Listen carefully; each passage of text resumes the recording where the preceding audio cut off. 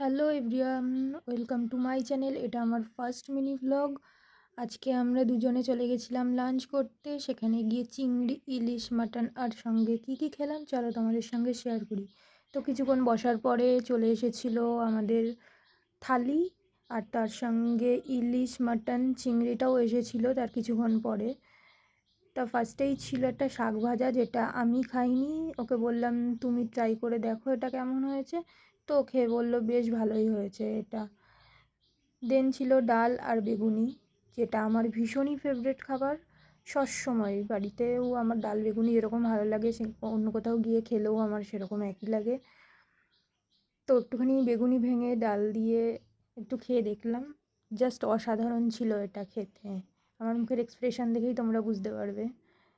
তারপরে একটুখানি লেবু চিপড়িয়ে নিয়ে সঙ্গে আর একটা কী ছিল যেন, চিড়ে ভাজা, আলু ভাজা, বাদাম দিয়ে একটা ভাজা মতো ছিল, সেটাও একটুখানি খেয়ে দেখলাম। সত্যি বলতে এই লেবুটা দেওয়ার পর জাস্ট অমৃত লাগছিল ডালটা। সেটা খাওয়ার পরে চলে এসেছিলো একটা শাকের ছ্যাঁচড়া টাইপের, পুঁই শাক দিয়ে অনেক রকম পাঁচমিশালি সবজি দিয়ে, বড়ি দিয়ে। এর আগে আমি পুঁই শাকের তরকারি খেয়েছি, কিন্তু বড়ি দিয়ে এরকম ফার্স্ট টাইম খেলাম। তো ভালোই লেগেছে, বেশ নতুনত্ব একটুখানি, ভীষণ টেস্টিই লেগেছে। তারপরে চলে এসেছিলো ধোকার ডালনা। ধোকার ডালনা আমি খুব একটা পছন্দ করি না, তাও একটুখানি দেখানোর জন্য একটুখানি গ্রেভি দিয়ে মেখে ট্রাই করে দেখছিলাম। তো বেশ ভালোই লেগেছে, খারাপ না।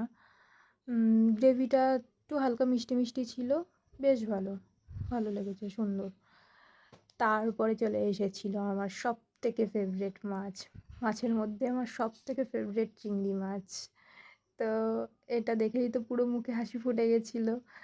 তো গ্রেভিটা দিয়ে একটুখানি মাখিয়ে খাচ্ছিলাম। গ্রেভিটা একটু হালকা মিষ্টি মিষ্টি হয়েছে, একটু মিষ্টি হয় যদিও, কিন্তু তার থেকেও যেন আমার একটু বেশি মিষ্টি লেগেছে, হয়তো মিষ্টি খাই না তার জন্য। আর এই চিংড়ি মাছ ছাড়ানো যে কতটা ডিফিকাল্ট, তাও কষ্ট করে একটুখানি ছাড়িয়ে খেয়ে দেখলাম। দারুণ ছিল এটা, ভীষণই টেস্টি। তারপরে সর্ষে ইলিশ, এত টাকা দাম নিয়েছে। মাছের পিসটা খুব একটা পছন্দ হয়নি, কিন্তু ঠিকঠাক বললে হয়তো ওরা পাল্টে দিত, কিন্তু আমরা আর কিছু বলিনি। সর্ষে ইলিশটা বেশ সুন্দর ছিল, গ্রেভি দিয়ে মাখিয়ে খেয়েছিলাম।